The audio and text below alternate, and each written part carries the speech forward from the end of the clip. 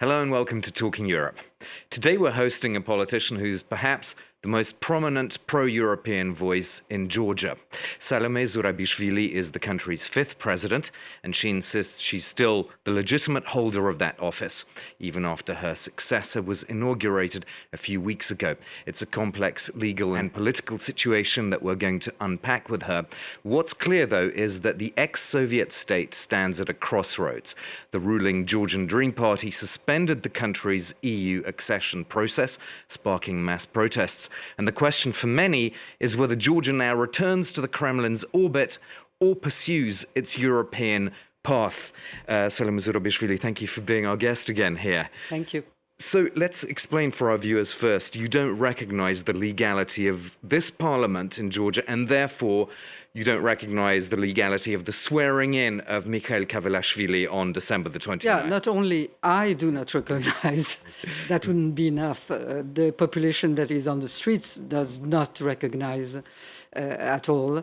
And also none of our European or American partners, except for Hungary, do not recognize the result of the elections. Because the elections, first of all, were the result of a huge manipulation that was very much, if not orchestrated, but supported by Russia and Russian technologies.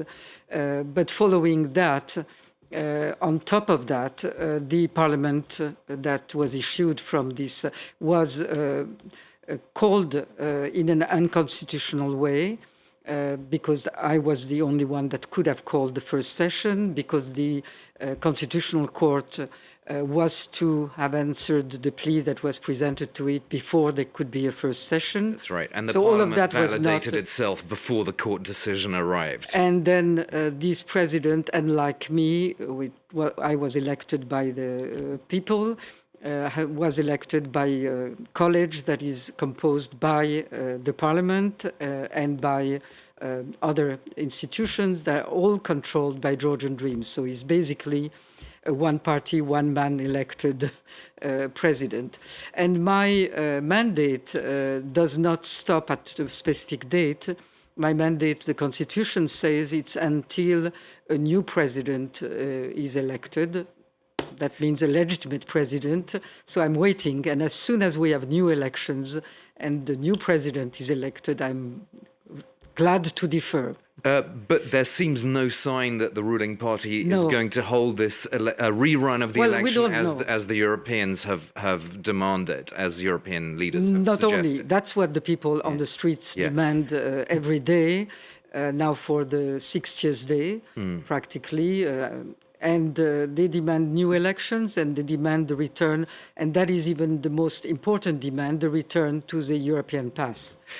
Because what really started these massive protests was, on one side, the stealing of the elections, but added to that the fact that the prime minister issued of this government and parliament that people do not recognize, without a mandate of the population, goes against the will of the population and says we'll stop our path towards Europe. Which he said was going to be for 5 years, but that's interpreted as longer than 5 years in reality. First of all, that was added after the explosion of the protests in order to a little bit quiet down maybe.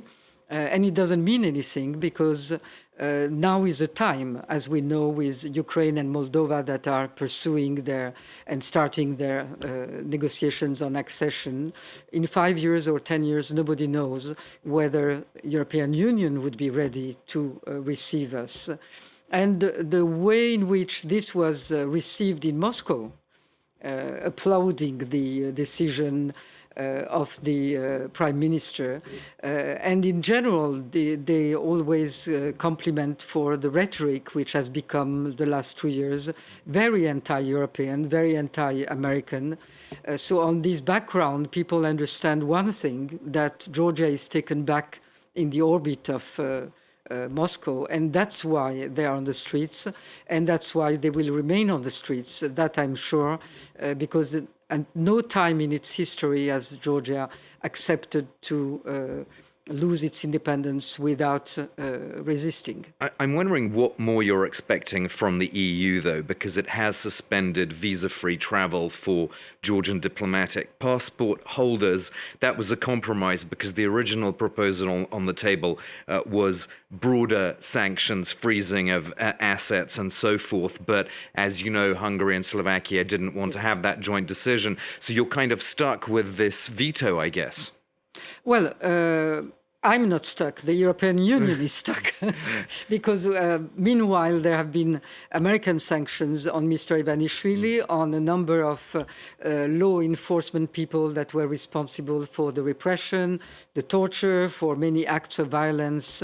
There are also sanctions that are in the making on other people of the first circle around Ivanishvili, and we can already feel the nervousness of this elite about those sanctions, because American sanctions are really what counts. For the EU, individual European countries have taken, and Great Britain, not EU, but European countries still, are considering also sanctions. The Baltic states have taken decisions. Poland is now in the chair and has also list of sanctions, so that will for some time compensate. But there is a real problem for the European Union, which has ambition to have a real foreign policy, and foreign policy in that part of the world, in the Caucasus, where there is also Armenia waiting to turn towards Europe. If the European Union doesn't have any instruments, or if its instruments are blocked by one veto, then it will not be able to really gather its strengths and become a real player. We have huge infrastructural projects that are waiting on the Black Sea. If China comes in Anaklia, in the port of the Black Sea, as the ruling party now in Georgia wants to, and is negotiating, in fact, behind closed doors with China, if the ruling party can give also to China the second airport in Tbilisi that ADP was looking at and with interest, then it's European foreign policy that is challenged. So, and obviously you were making this argument when you met officials that are part of the new US administration, because you went to Donald Trump's inauguration and you were making the case that Georgia should not fall into the hands of China as a strategic interest. Neither Russia, neither China, nor become bizarre friendly state for Iran, terrorist organizations, where the prime minister went and sat down. But how receptive do you think Donald Trump himself is to that sort of talk? Because as we know, his political instincts are with Viktor Orban. In fact, Orban is Trump's favorite leader in Europe. He makes no secret of that. And Orban, in turn, is very close to Georgian Dream and Prime Minister Yeah, but these are proximities that are supposedly ideological, and they're not really in-depth from what I understand from those people. There are other more real interests, and I think Trump is also a realist beyond these sensitivities or proximities.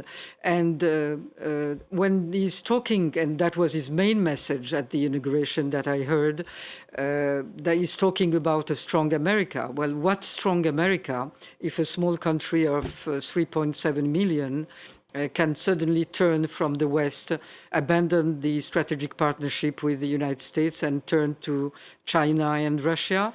And what does strong America do if the Black Sea is closed to the American fleet and the Caucasus, which means also the Central Asia that is trying to leave the domination of purely China and Russia? So it's a whole strategic real world that he has to confront beyond the sympathies for some ideologies that might look similar to what he's claiming. Yeah, because of course we now do have, it was only a couple of days ago, the Prime Minister of Georgia deliberately using Donald Trump's language, saying that he hopes Trump will be able to defeat the quote, deep state and saying that our values align with Donald Trump. So they're very much They have no values. Let's start with that. Right, but they're trying to court him using his Yes, language, aren't they? they are trying to do that. They have taken up lobbyists in Washington, but they have not been invited. And I was invited. So for the time being, their so-called diplomacy doesn't work, as nothing works, because the reality is that this one party does not govern anymore. They have no means to govern. They are closed in. They are isolated from their own population. They are isolated from their main partners because practically the result of the elections have not been recognized. So they are very isolated. Their ground is shaking because of the sanctions, and the economy is also having these effects of this isolation. Tourism is down. Finances are becoming a problem. So it's not a strong government and the weak people on the street. It's a country.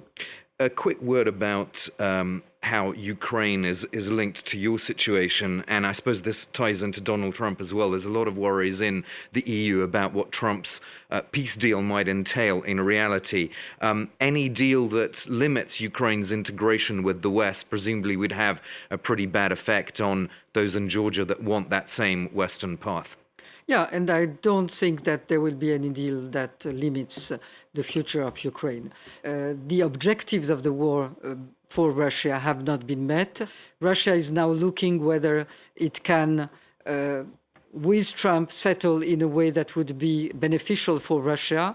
But I think that they don't understand either what Trump means when he's talking about a strong America. We'll have to leave it there, but thank you so much for being my guest, Salomé Zourabichvili, Georgia's 5th president. Grateful that she came in to see us here in our studios. And in part 2, we'll be debating the merits of what the Polish presidency of the EU is doing with my panel of MEPs at the European Parliament. Do stay with us.